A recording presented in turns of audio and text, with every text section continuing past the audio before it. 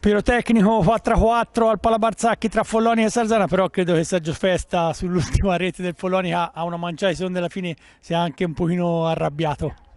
No, vabbè, ma quello che non dipende dai miei giocatori provo a farmelo scivolare addosso, quindi io faccio solo i complimenti alla mia squadra per come hanno affrontato questa partita, per come hanno affrontato la settimana, per come vogliono affrontare quest'annata, quindi mi prendo le cose belle, le cose brutte le faccio scivolare addosso. Tra l'altro venivi da una striscia di 8 vittorie consecutive in campionato, Sergio, non so se te lo ricordavi perché l'anno scorso proprio a Follonica settima e poi all'inizio di quest'anno ottava e hai visto sfumare i 3 punti proprio nel finale. Sì, più che altro sono rammaricato perché fondamentalmente i ragazzi si meritavano questa vittoria, però purtroppo nello sport come nella vita succedono anche queste cose di prendere gol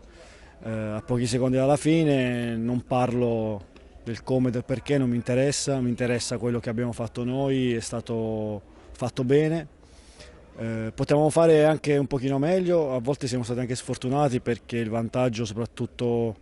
la prima parte di gara, poteva essere incrementato di parecchio, quindi mi prendo le cose positive, poi il resto lo analizzerò insieme alla squadra in settimana, però devo fare i complimenti a tutta la squadra.